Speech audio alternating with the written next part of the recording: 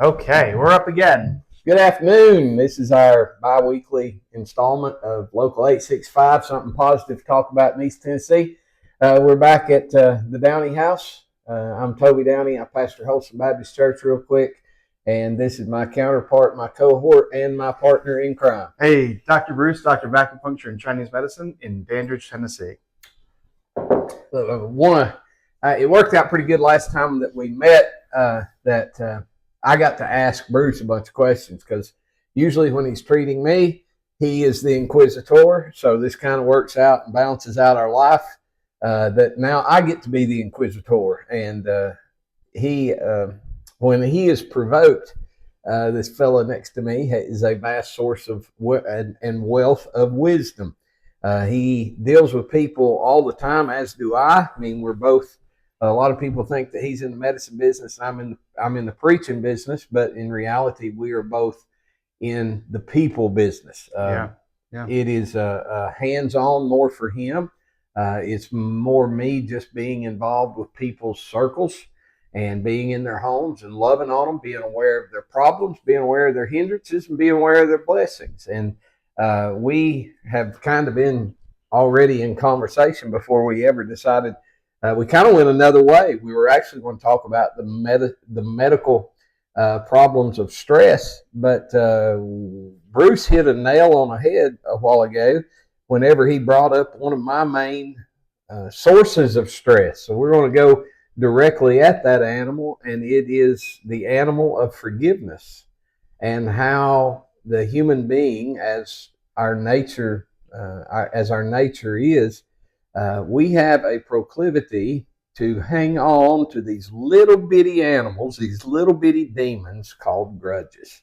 So we're going to talk about how he relates in the medical field with it, and I'm sure that as he lays hands on people to help them physically, it's the same as me being in conversation, and there's a great deal of healing that could be accomplished if we consciously become aware of the fact we just need to forgive some folks. So we're going to start this out, and I'm going to ask you. Before we do, I wanted to say something from the last podcast episode. I started getting into the weeds with things that many people don't understand, like the 5-element idea of Chinese medicine. If you have any questions, comment the questions, and I'll do my best to address them in the next podcast or in the comments area. Way out of my wheelhouse. So you're asking him. What would you define a grudge to be between two people? Well, it doesn't necessarily have to be between both parties knowingly. That's the first thing. We already were talking about this. With a grudge, you can have a grudge against somebody or something or a time in history in your life. Like I don't go to that shopping center anymore. That I had a bad experience. You are encapsulating some type of thorn that occurred way before. And there's those many parables about the thorn in the paw of the lion and the mouse removes it. There's the Buddhist parable of drinking the poison, expecting the other person to die. A grudge is you are encapsulating a negative emotion and you're holding on to that. That's an inflammatory response to something that you feel that has slighted you, which may or may not have happened. Mm-hmm. A lot of it can be imagined. That is correct. And so one of the things, especially with grudges, is to truly understand one of those incidents. You have to take a step back for a minute. How am I feeling right now? Am I oversensitive? Am I looking too deep into something? Is this just the mode operatus, the MO of this character? Is this what he does or she does all the time? So why am I taking offense? And this is something that I do almost, I tell you, I need to know things innately. I need to get down to why am I thinking this? Why am I feeling this? How did I get here in the first place? So I just ran off with that. I'm sorry. That's great, man. Grudges is you are now just emotionally reacting to something that you perceive as a slight injustice, a threat to anything, a threat to the way of your belief, a threat to the way you think, a threat to your income. It could be anything. Um, so we have to take a moment to kind of disengage that operation and go, okay, I feel this is bothering me because, and now you have to, am I insecure about it? Do they do something that I wish I could do? Take rivalry and sports. Two different high schools can have a grudge against each other, and they just pick each other back and forth, steal the mascot. We've seen these all in these 80s Mm-hmm. Oh, yeah. movies. If you watched the movie in 1984, somebody was stealing somebody's mascot. So we have to take that first and go, all right, I'm not going to ingest this. What is it that triggers me here? And it could be at this point in time, and more than I've ever seen. Historically, I guess you could say the hippie movement too. Political grudges were they're fierce and intense. People are losing family members. That goes back to tribalism. That's correct. Yeah. Where you feel threatened by another way of thinking. For what? I have no idea. There was a guy from Tennessee on another podcast said, "The grass still grows and the birds still sing." What's the point? So that concept of grudge, just think of it as a thorn or poison that you're going to encapsulate into the body. It's going to fester. It's going to be something that's going to create grief and negative responses. Get off the phone with somebody that you feel has slighted you. How are you going to interact with the people around you?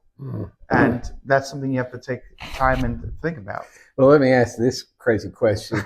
Do our lifestyles that we live today make it more conducive that we are running and fueled by grudges? Yeah. If you don't believe me, if you want to, for example, drive through downtown Knoxville, right now about 4 o'clock. Yes. So there's another aspect. So that brings me to this concept of martial fire and civil fire. Martial fire, and I used to be a lot worse with this.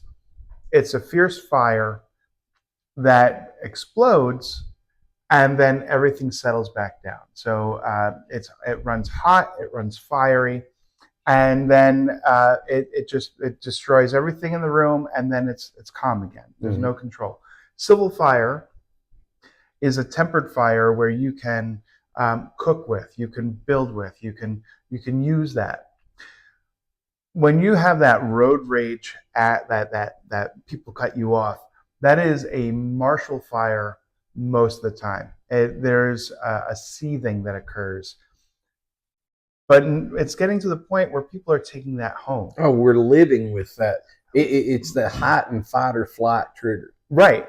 Which is crazy to me, being from New Jersey, where that was expected. That was like somebody cuts you off, you are now obligated to give him the finger and let him know how good he is. Yeah, and then that was it. Yeah, but now we're chasing each other down, and it's Wild West 6 guns. Right, and I don't. We've reached a point where we are turning that martial fire into a civil fire. We are now. This is the it's inappropriate, but this is the proper course of action in their thoughts. Is you have wronged me. Now I have to take you out, which I don't understand personally, but it gets into the building blocks of a grudge and our unwillingness to forgive. We have reconstrued the golden rule of Jesus's teachings, which is doing to others you have to do to yourself. Mm-hmm. What we have done is rewritten it as let's get over on them before they get over on us. Right. And that mentality is what's causing a lot of negativity to be ingrained in all of our relationships. And if you have one of those relationships at your workplace, you're going to take that relationship home with you. You're going to have that mentality with your children, with whoever you've got to deal with in your space. Mm-hmm. You're going to have that same edge about you, and it's going to wind up cutting a lot of people out of your life. Now, granted, forgiveness is the building block that Jesus teaches us to, even in prayer, the notion of prayer, the sentiment of prayer, the spiritual unpacking of what we've got on our heart. One of the big ingredients that Jesus threw in there in Matthew chapter 6, verses 14 and 15 is forgive us our trespasses. Yes. We want that forgiveness, but we're unwilling to give it in turn to those who have trespassed against us. But then in verse 15, he goes on and says, if we don't forgive, our Father doesn't hear us. That's pretty cold. I mean, that's more than a stipulation or a contingency. That is a prerequisite. We've hardened our hearts to a point where it's stoned. Mm-hmm. And in all of it, even with PTSD, there's a certain level of being able to forgive ourselves and surrendering to the higher power. All right, I've messed up. Forgive me. Mm-hmm. If you are incapable, you're going to live that loop. Everybody is going to have that same response. So you've met people where no matter what social group they are in, they always find that they're in around like the same type. Well, that person always does this to me, mm-hmm. or this always happens to me. They have that victim mentality. It's because they haven't grown, they haven't softened the heart and allow the forgiveness to kind of wash them back down and nurture them. Just keeping that in mind, you're always going to see the same type of person because you're stone yourself. You have to let that go. Mm-hmm. If that makes any sense. Well, it's a lot of people say, well, I will forgive them when they make it right. It'll never happen. That is correct. So let's talk about the forgivee and the forgiver. Both of those people benefit, okay? Mm-hmm. But 90% of the time when I'm sitting there counseling somebody and they're saying, well, so-and-so did this to me or they said this, in reality, they are oblivious to even having offended you. What they said and what you heard are two different things. Correct. Their actions are two different things than what reality is. And all of that is perception. And the real reason I guess we're having this conversation on this Thursday afternoon is we've lost this from our consciousness. Yeah. We have become so self-absorbed, self-centered, self-willed that we don't realize how through life we are not very aerodynamic or hydrodynamic creatures. We rub against the world that we live in. Mm-hmm. And people live in that world with us. And whenever we have, like, I guess at 50 years old, post heart attack, realizing what got me there, I can't afford in my life. I don't have the spiritual, emotional, or physical capital to spend or to waste on letting you offend me. Right. If I recognize somebody is intentionally lending offense to the character of Toby Downing or my name or my family or my home, if I realize that's intentional, usually now the first thing I do is look for the weakness or the insecurity that is provoking you to attack me. Mm-hmm. Okay, so it's easy for me to forgive your ignorance or your vapidity, but a lot of times I'm just in that mood to hold a grudge, and it becomes a possession. And like we were talking a while ago, it can translate from something where we possess this grudge. Well, I'm not going to let you do me wrong again. Mm-hmm.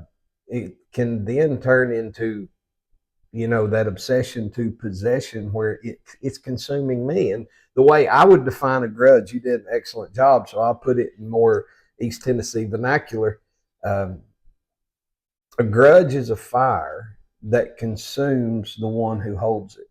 Correct. And the one who the grudge is against, the offendee or the offender, uh, like I said, 90% of the time they don't even know it. So when I'm counseling these people, they're saying, "Oh, so and so did this to me," and I'm like, "Well, that's your problem, not their problem." Right. You know, I mean, look at why. I mean, if it's in reality, if you're part of that 10% where they're actually consciously attacking you, be aware of it and then be bigger than that. I didn't say better, I said bigger.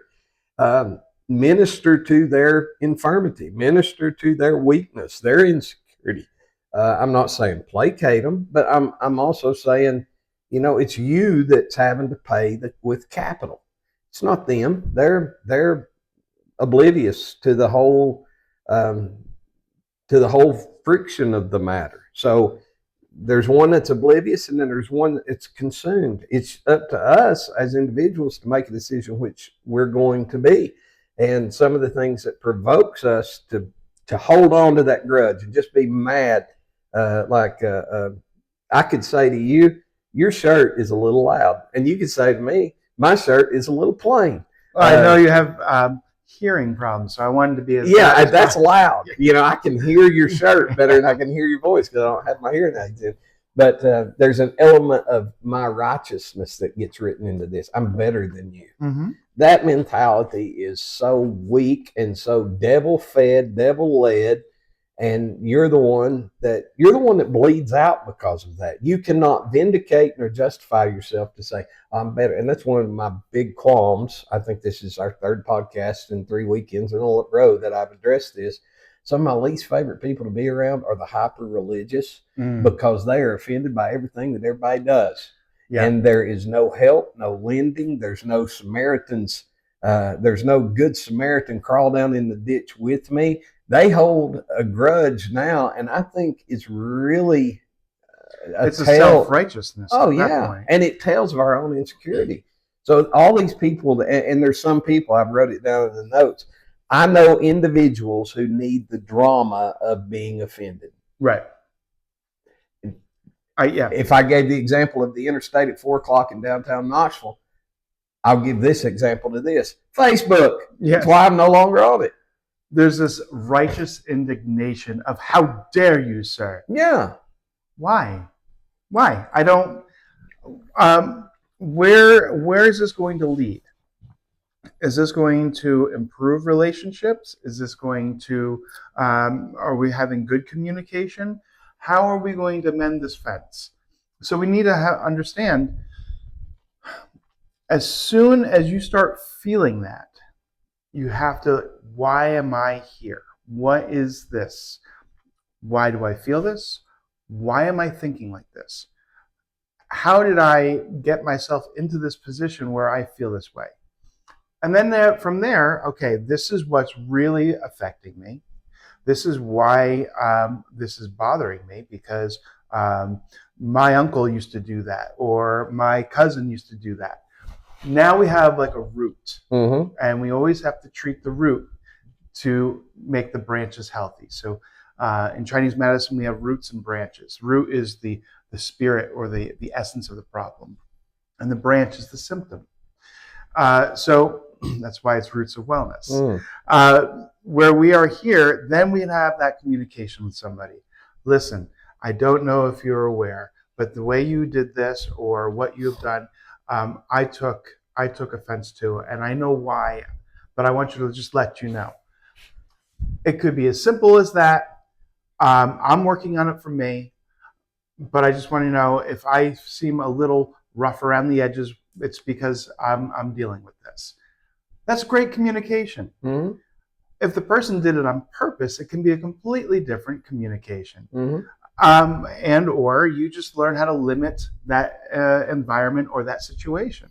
Well, just like there's people that have to be offended, there are people that have to offend. That's correct. There are individuals. Yes, they're called trolls. They're called trolls, and they like to leverage their actions against you. They're taking their own insecurities out on you. They're projecting their own weakness on you. And yeah, I'm going to make the choice to be offended by that. That's correct. That's the choice. That is correct. But here's the thing. I tell people this all the time. You don't have, if you've got one of those individuals in your life that's just constantly nagging, constantly criticizing, you can forgive them with a breath. I mean, that's effortless. Don't cut them out of your life. A lot of people misinterpret me when I say this because I've preached on this a lot. You don't have to cut people out of your life. You have to love everybody. It's for your own benefit and blessing. Sure.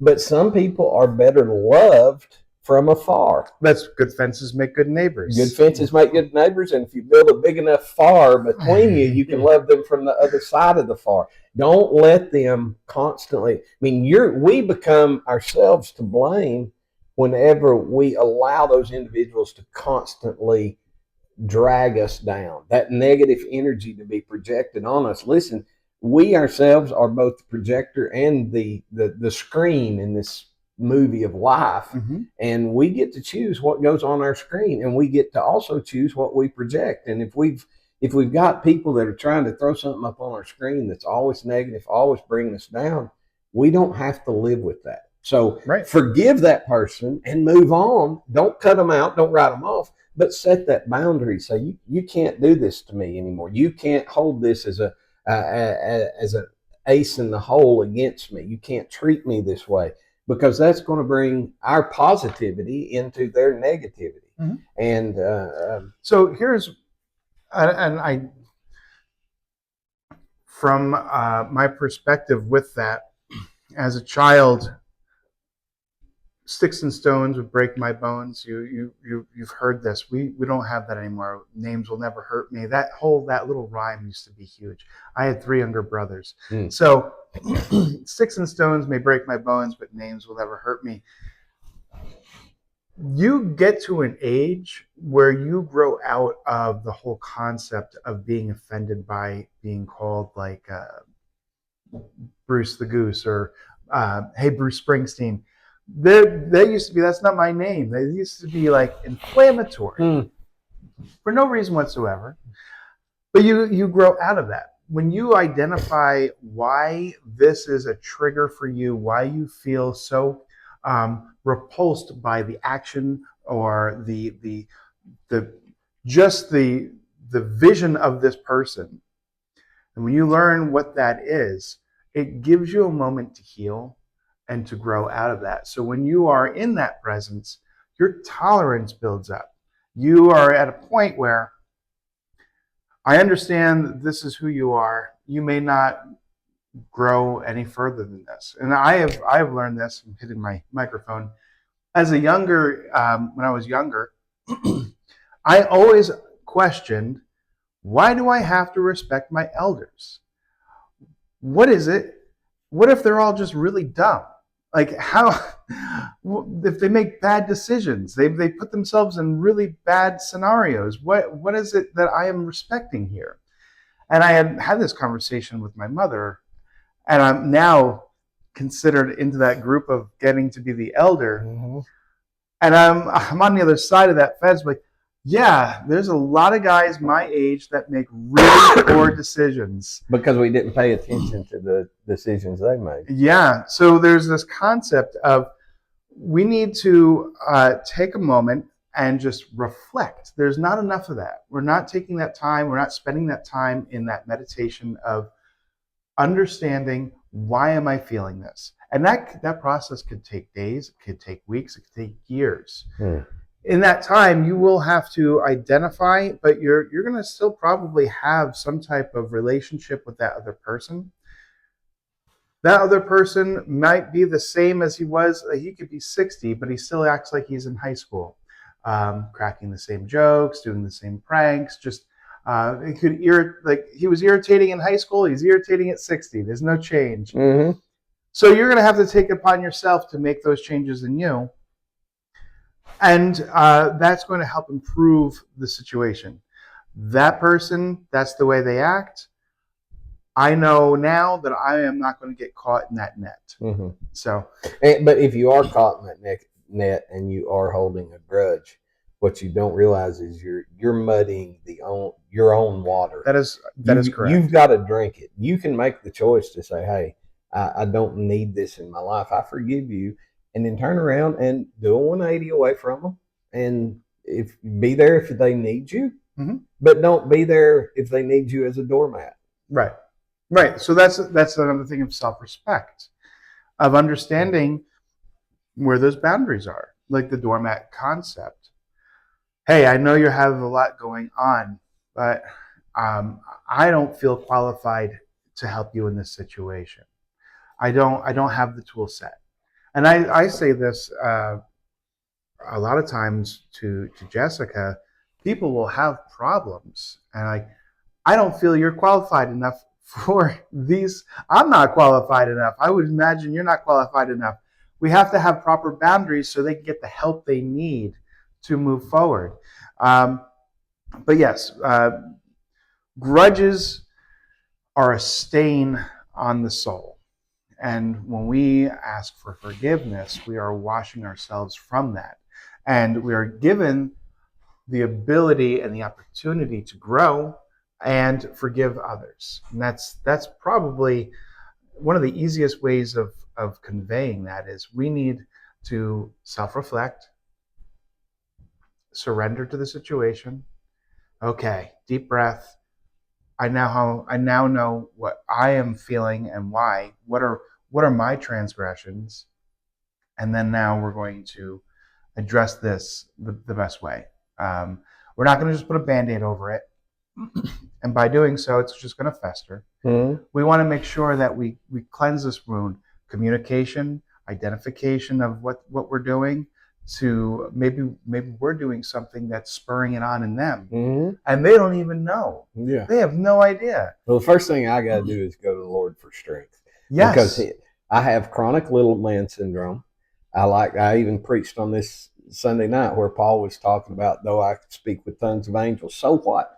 He's saying, so what? If I don't have love for a fellow man, I can do all the things I'm supposed to do well. I can be superlative at them. But if I don't love people, if I don't project that in the direction of everybody I encounter, and if you're holding a grudge, you're not loving somebody, or at least you're loving them conditionally. Mm-hmm.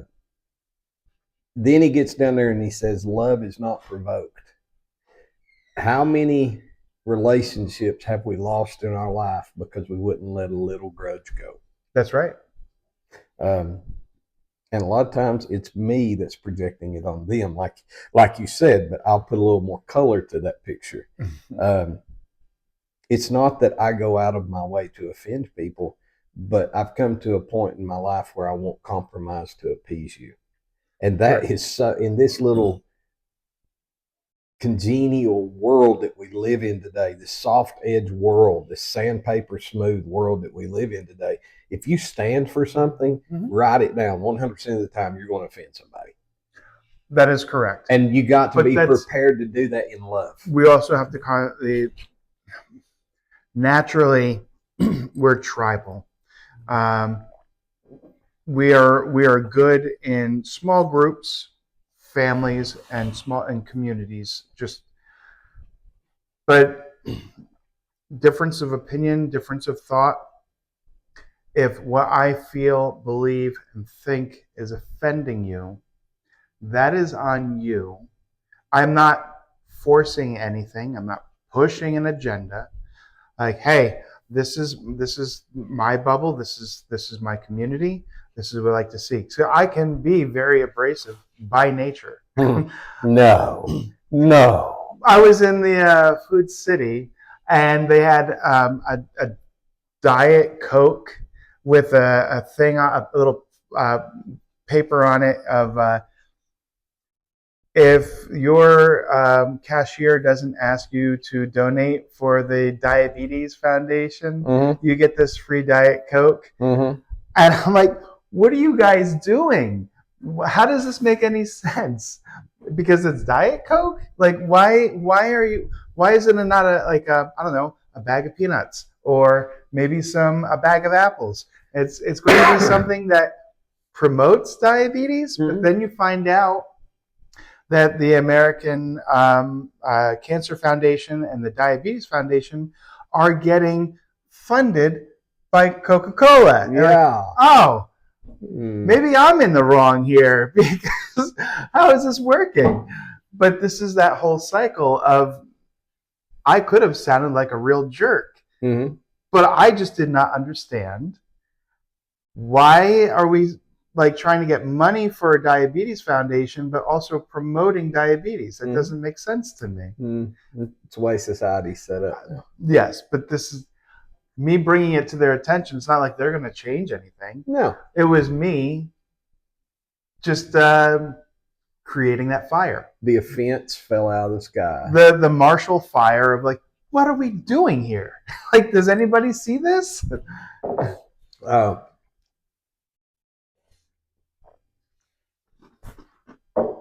Have you ever woke up in the middle of the night still mad about something that somebody did to you?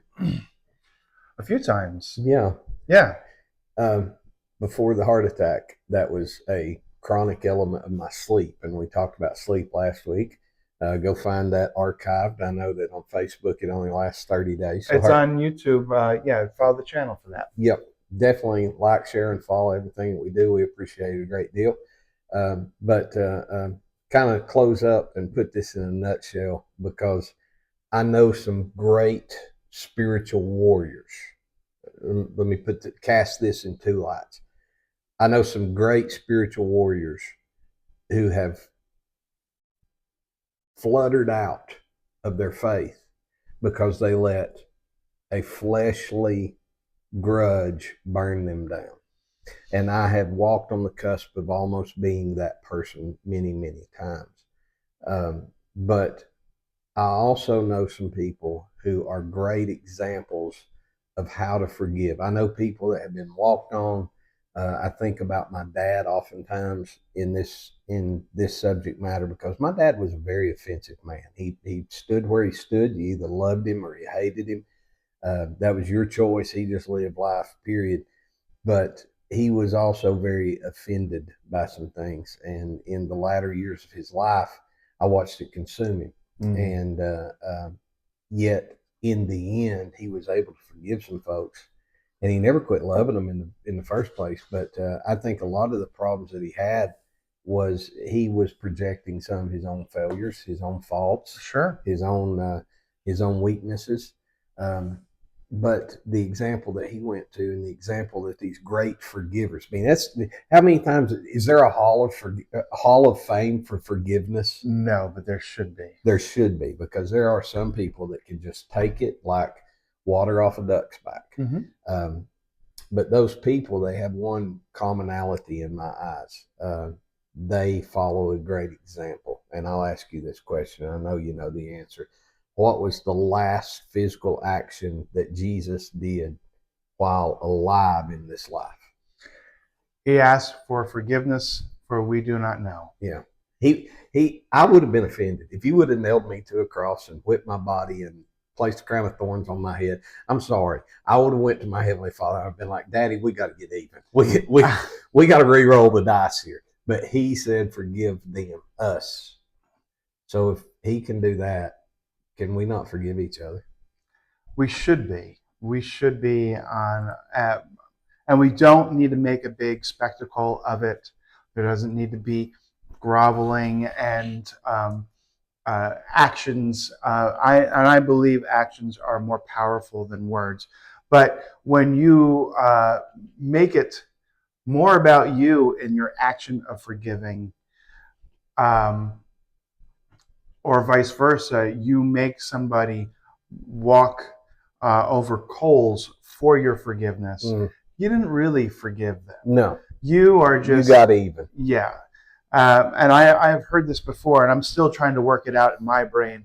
There was a Jewish chiropractor that I used to work for, and it was during around when the whole Ukraine thing happened back in 2012, 2014, around there, 2013. He goes, there is no justice, only retribution. Mm-hmm. And I'm still trying to work that out. Like, how does that make any sense? I could see the point, but it doesn't. If you are living your life where you are trying to always get justice or retribution, you're not living a life with forgiveness in your heart. No. So there's got to be a moment where you put down your arms. I go, sometimes life isn't fair. Sometimes things happen to us. We are all with fault. I need to just check in on myself and work through that. Before we started rolling, you used a word that I want to bring up again in context. Yeah. Surrender. Surrender. Yes. Forgiveness is a learned and practiced human response. It does not come natural. That's correct. It's a tit for tat. It's always you hit me, well, I'm going to hit you back. Yeah. That is 100% correct. So. Well, if Jesus can do it, we better try, because if we don't, it's ourselves that suffer. I want to grow in grace and knowledge. I want to be a better person. Well, the first thing I got to do is work on me. And one of the biggest things that all of us have to deal with is being able to forgive. You cut me off. You steal my parking place. Let it slide. So this is the thing that I actually was talking to a patient about this morning. Actually, we brought this up. It was either this morning or yesterday morning. Most people ask for forgiveness for something they've said. More than their actions. Their actions usually they'll rationalize it out. Well, yes. I needed to do this because I had to get to the hospital, or I needed to do this because my kids are just being jerks, and I just need to get it done. Whatever it might be. But it's always this right here that makes us feel like we should probably say sorry and ask for forgiveness. Mm-hmm. It could be anything, like where kids, Joey's father doesn't let him do that. Well, why don't you go live with Joey? Like that kind of thing. And then there's we lash out with our mouth more than anything. So I think with that surrendering, making sure we have that filter first of is it really worth saying? Is it really worth throwing that dart? And then, well, okay, I think this is bad. The mouth is bad. Mm-hmm. If there's an element of our human nature now that is advancing with artificial intelligence, if our mouth is bad, our thumbs are worse. Yeah, because I can sit here behind the anonymity of this screen with this keyboard, and I can unleash 7 kinds of hell on the people I don't like. That's right. And the only thing that does is foster within me my own weakness. Yeah. So don't be a keyboard. Let me say that to the camera. Don't be a keyboard warrior, because you don't know who you're offending. You don't know what potential relationship you just drew a big X through that you will not be able to recover from. That level of bullying, and I think I've said this to you before, if we were able to challenge each other in a duel, mm-hmm. we would be much more thoughtful in our actions and our words. Absolutely. An armed society is a polite society. Yes. So it's one of those things where, if you think about it, when growing up, used to be guys would go fight each other behind the school and then shake hands afterwards. Now, the bullying, there is no face. I had a bad day, so I'm going to make 10 other people have even a worse day. And they just, they will attack, and they'll be venomous, and without real repercussions. And that's where we have to consider, when we act out like that, we may not see the repercussions, but it is a stain upon our own soul, just that concept of we can be this cruel and think we're getting away with it. We can be this mean and dirty because there's nobody here to say don't. Mm-hmm. So that's where we self-reflect, and we take a moment, take a deep breath. Why am I like this? Why am I doing this? If you spend enough time in your life hating and attacking snakes, you yourself become a snake. Yeah. Who was that? That was the for fighting monsters, Nietzsche. Oh, mercy. Well, if Jesus can forgive, let's all try to. It'd be a better world if we all lived in forgiveness, willfulness to forgive. Kind of do an inventory. Check up on yourself. the things that are driving you, maybe that fire that's burning down inside of you. A lot of people that are on blood pressure pills, but a lot of people that have sugar problems, those are physical branches. Yeah, they're manifestations of inflammation. But get down to the root. That's right. The Lord's Prayer, Catholics say it all the time. Mm-hmm. Forgive our trespasses as we forgive those. That's something you can practice regularly. You can practice it before bed. And your plate's always clean. Yeah. Because you go down a checklist and say, what is fueling me? What is burning me up? And surrender. Yeah. Ulcers, heart problems, stress. A grudge can affect it all. Take it off your plate. You don't need to carry it. And you don't have to run up to that person's house, knock on their door and say, oh, by the way, I've forgiven you. Big deal. They didn't know that they offended you anyway.